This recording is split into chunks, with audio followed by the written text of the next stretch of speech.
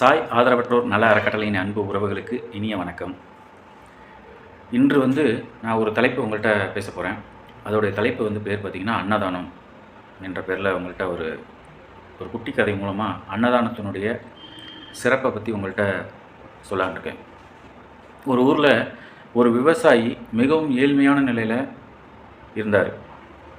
அவர் பார்த்திங்கன்னா மனைவி மக்கள் அவர் எல்லாருமே பார்த்திங்கன்னா ஒருவேளை சாப்பாட்டுக்கே வழி இல்லாமல் அவருடைய நிலம் எல்லாம் மிகவும் வறண்டு கிடந்தது. அதை பார்த்து அந்த விவசாயி மிகவும் ரொம்ப கண்கலங்கி இருந்தார். அந்த வழியாக ஒரு சித்தர் நடந்து போயிட்டு இருந்தார்.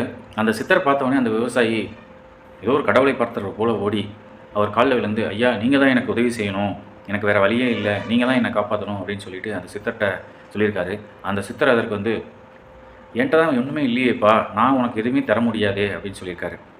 அதுக்கு அந்த விவசாயி சொல்லியிருக்காரு, ஐயா எனக்கு என் மனைவி மக்கள் எல்லாம் பஞ்சத்தில் அலற சத்தம் என் காதை என்னால் வீட்டில் நிம்மதியாக இருக்க முடியல, என்னால் நிம்மதியாக வாழ முடியல, நீங்கள் தான் எனக்கு ஏதாவது ஒரு உதவி செய்யணும் அப்படின்னு சொல்லியிருக்காரு.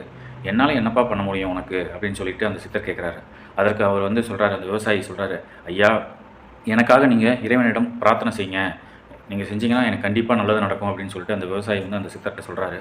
அந்த சித்தர் நான் உனக்கு என்னப்பா பிரார்த்தனை பண்ணுறது அப்படின்னு சொல்லிட்டு கேட்குறாரு. அதற்கு சொல்கிறார் அந்த விவசாயி, ஐயா எனக்கு நான் வாழும் நாள் வரை கிடைக்கக்கூடிய உணவுப் பொருட்கள் எல்லாம் எனக்கு இப்போவே கிடைக்கணும், அது மாதிரி நீங்கள் எனக்காக பிரார்த்தனை செய்யுங்க ஐயா அப்படின்னு சொல்லிட்டு அந்த சித்தரிடம் சொல்கிறார் அந்த விவசாயி.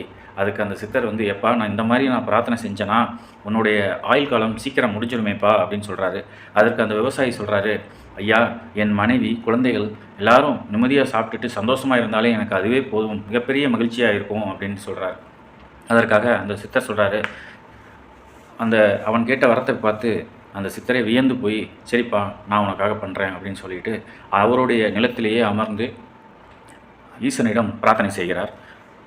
சிறிது நேரம் கழித்து அந்த விவசாயியிடம் சொல்கிறார், நீ நேரே சென்று உன் வீட்டில் பார், உனக்கு நல்லது நடக்கும் என்று சொன்னார். காற்றை விட பயங்கரமாக நம்ம விவசாயி அடித்து பிடித்து ஓடி அங்கு சென்று வீட்டில் பார்த்தால் வீடு குடிசை முழுவதும் தின்பண்டங்கள், அரிசி, பருப்பு, மல்லிகை சாமான்கள், காய்கறிகள் எல்லாம் அனைத்தும் நிறைந்து வழிகிறது. அதை பார்த்த விவசாயிக்கு பயங்கர சந்தோஷம். மனைவி குழந்தைகள் எல்லாம் பழங்கள் எல்லாம் வயிறார உண்டு கொண்டிருக்கின்றனர். மிகுந்த மகிழ்ச்சி அவர்கள் குடும்பத்தினருக்கு. சில மாதங்களுக்கு பிறகு அந்த வழியே மீண்டும் அந்த சித்தர் அந்த கிராமத்தின் வழியே வந்தார்.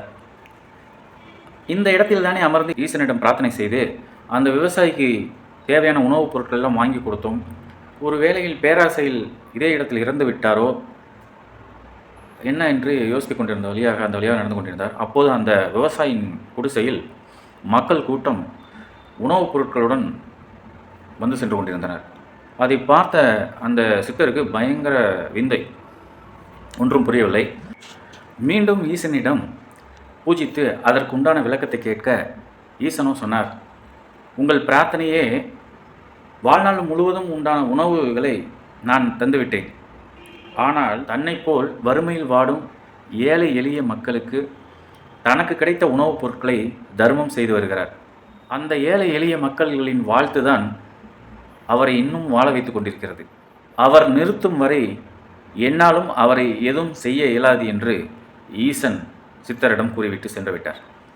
இறைக்கும் கேணிதான் ஊரும், கொடுக்கும் கைதான் மணக்கும், தானத்திலே சிறந்த தானம் அன்னதானம்.